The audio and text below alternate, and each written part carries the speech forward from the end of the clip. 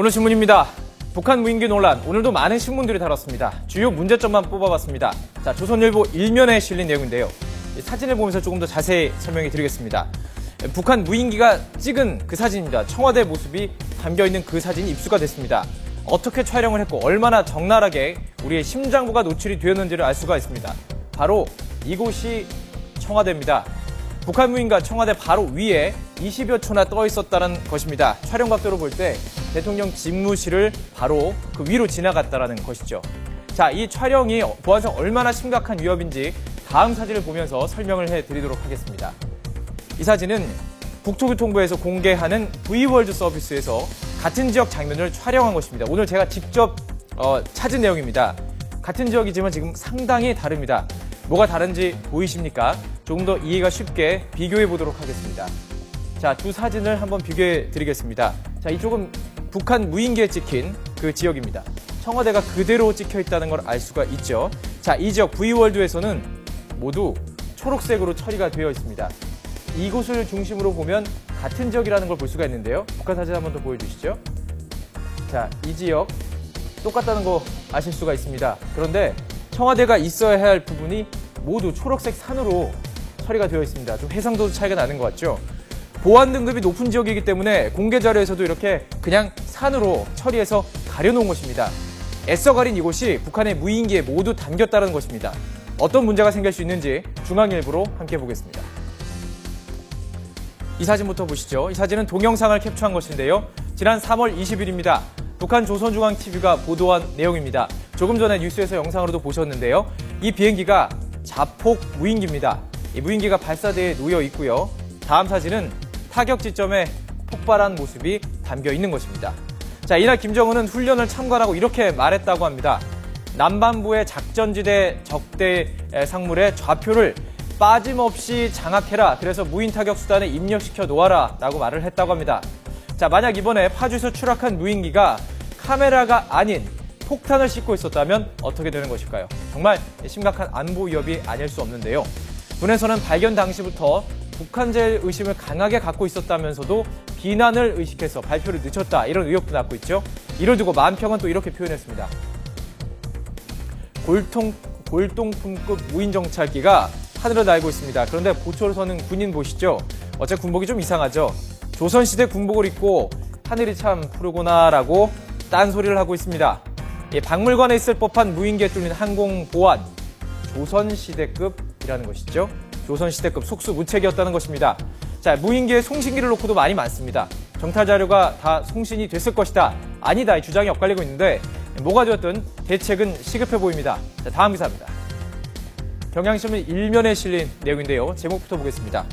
5천억 원대 분식회계 혐의로 강덕수 전 STX 회장의 영장 청구가 임박했다는 것입니다.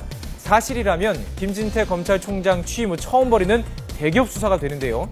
5천억 원대 분식회계 수사 말고도 3천억 원대 횡령, 배임 혐의도 검찰이 수사하고 있다는 것입니다. 서울중앙지검 특수 2부가 내일 강 전 회장에게 피의자 신분으로 조사를 받을 것을 통보했다라고 검찰이 밝혔다는 것인데요.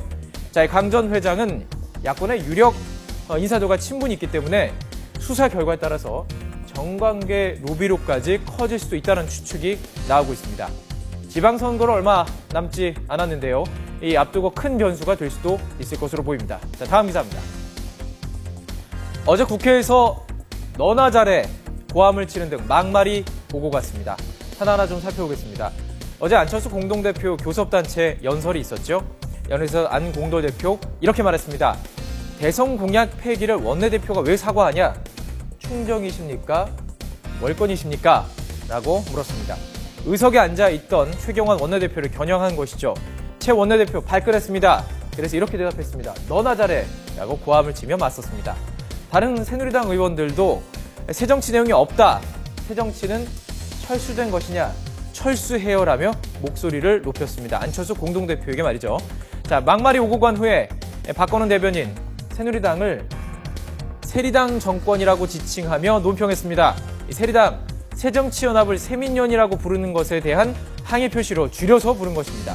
새누리당도 상대당 원내대변인에게 충정인이 이렇게 말한 것은 비아냥거리면서 인신공격했다면서 재반격에 나섰습니다.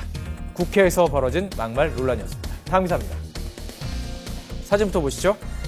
황제 노역 논란 일으킨 허재호 전 대주그룹 회장의 모습입니다. 그 옆은 박경석 전국 장애인 차별 철폐 연대 상임 공동대표입니다. 이들의 공통점 무엇인지 아십니까? 이곳을 보시죠. 25라는 숫자입니다. 그런데 실제 차이는 엄청났습니다. 25억 원과 25만 원의 차이였습니다. 어떤 이야기일까요?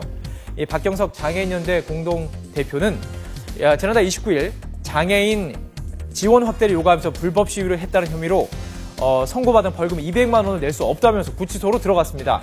박 대표는 척수장애로 휠체어 없이는 생활할 수가 없는데요. 허 회장과 마찬가지로 5일 동안 노역을 살았습니다. 그런데 마찬가지로 5일 만에 노역을 중단해야 했습니다. 건강 악화 때문이었죠. 그래서 탕감받은 액수가 25만 원이었습니다. 자, 25억 원과 비교를 해보시죠. 상당한 금액 차이죠. 또 박 대표는 휠체어 없이도 아무것도 갈 수 없기 때문에 교도관에게 씻을 수 있게 해달라, 도와달라고 하자 거절을 당했다고 합니다. 이 내용이 인권위의 긴급 구제 신청에 들어가자 겨우 이제서야 샤워를 할 수 있었다라고 합니다. 누구는 25억 원, 누구는 25만 원, 누구는 교도소에 차까지 대기시켜주면서 누구는 샤워도 못하는 현실, 정말 화가 납니다. 대책이 필요해 보입니다. 지금까지 오늘 신문이었습니다.